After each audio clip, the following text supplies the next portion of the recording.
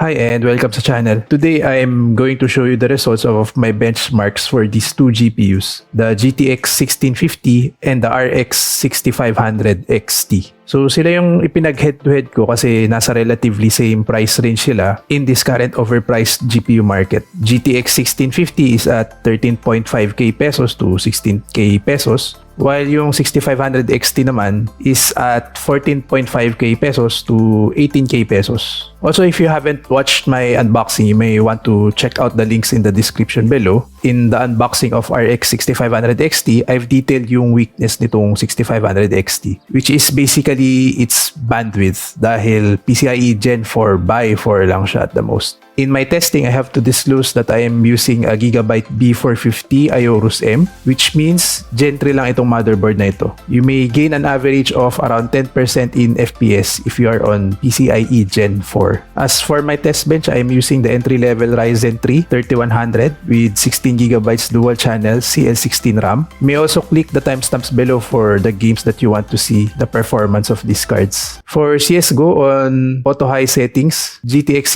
1650 had 154 FPS, while 6500 XT had 113 FPS. Mas mahina si 6500 XT by 26% than the GTX 1650.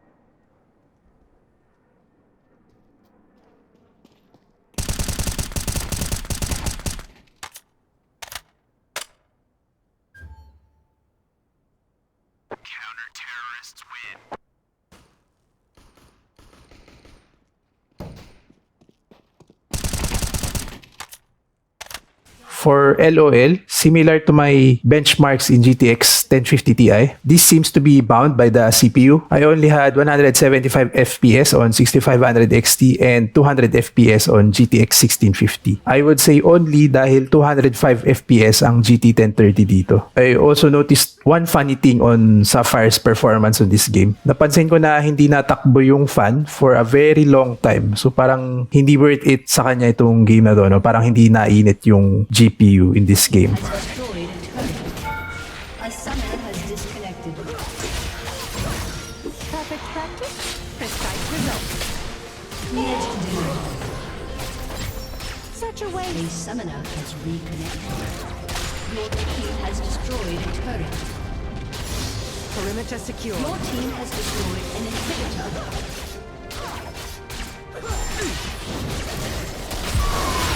Legendary.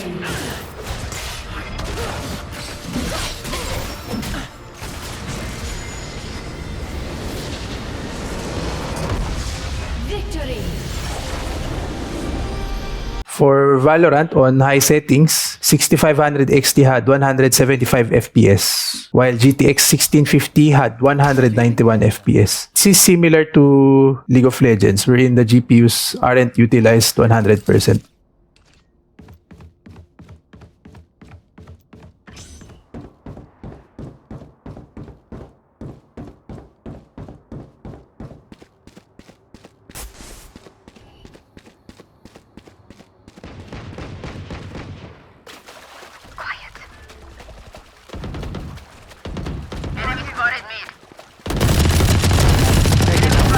One enemy remaining. Spike down mid. Flawless. Attackers win. For Genshin Impact on high settings, 6500 XT and GTX 1650 both had 60 FPS, which is also the maximum of this game. I can say na if you want the most bang for the buck high settings for this game, this is the combination: Ryzen 3 3100 with a GTX 1650 or an RX 6500 XT.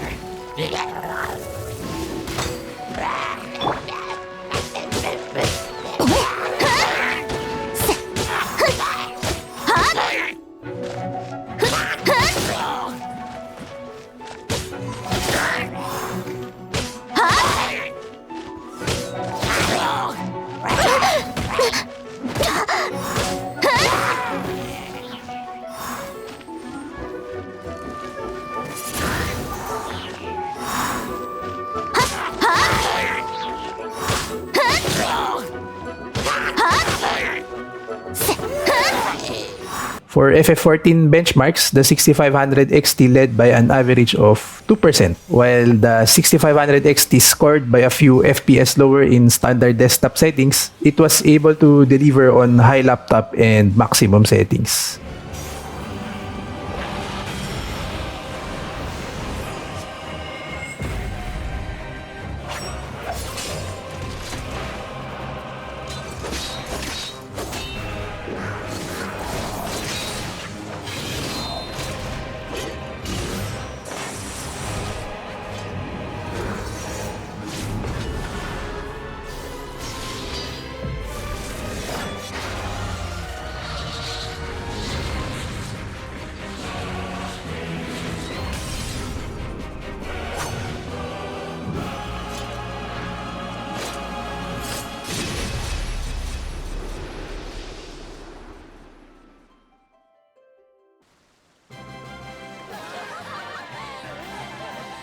For Apex Legends on low settings but with 2GB texture budget, both 6500 XT and GTX 1650 had 130 FPS on average. When I tried to increase the texture budget to 4GB, the 6500 XT outpaced the 1650 by 20%. Also note na kahit tinasan ko yung texture budget, parang walang visual difference for me.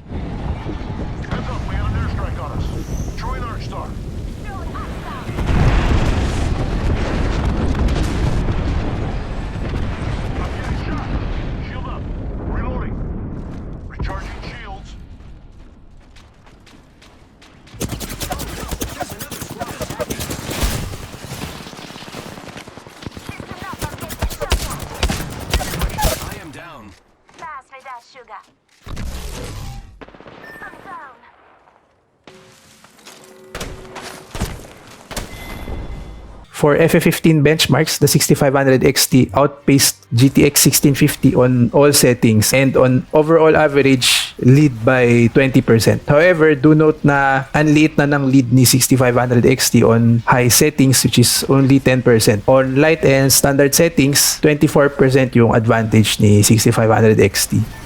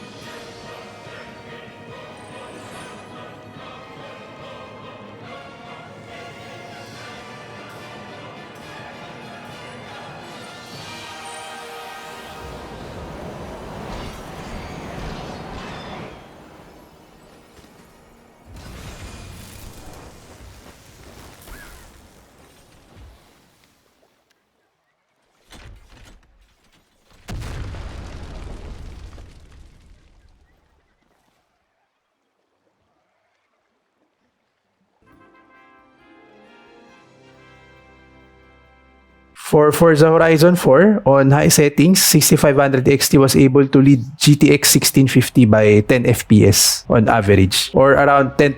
However, on ultra settings, 6500 XT was trailed by GTX 1650 by 14 FPS on average, or around 23%.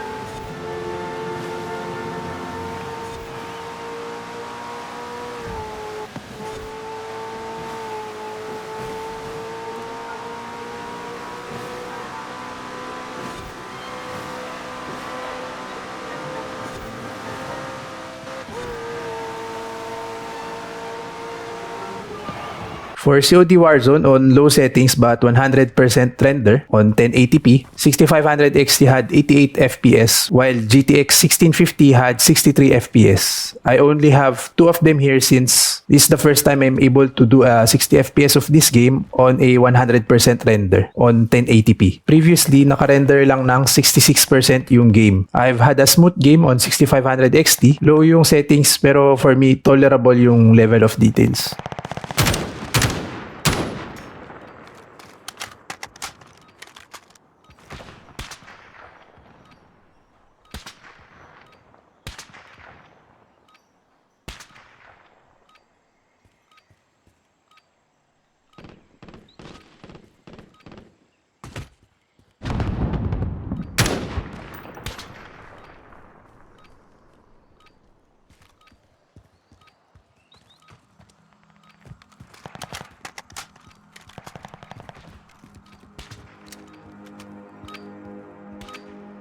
Playtime's over, mate. You're going to the Warzone. For Shadow of the Tomb Raider, 6500 XT managed to lead the GTX 1650 by around 20% on lowest and medium settings. However, 6500 XT choked while playing in the highest settings as it trailed the GTX 1650 by 2 FPS.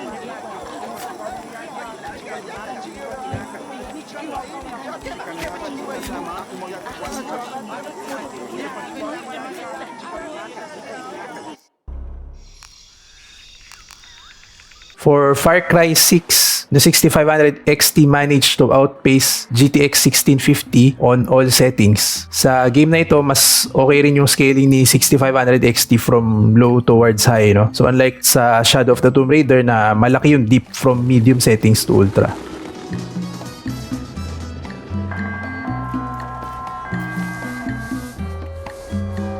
Attention inhabitants of Concepcion.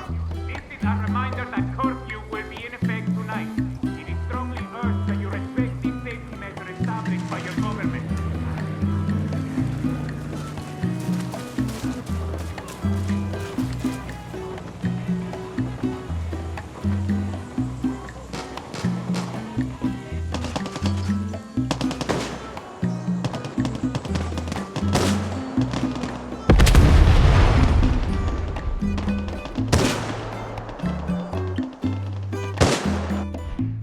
For my conclusion, overall ito yung advantage chart ng 6500 XT versus GTX 1650. And parang okay ang segmentation in this graph. For lighter esports titles such as CSGO, GTX 1650 had an overall lead. Pero if ang lalaroin ko lang ay lighter esports titles, I think lugi rin yung GTX 1650. I'd go for a GTX 1050 Ti, especially if I'm targeting an entry-level processor.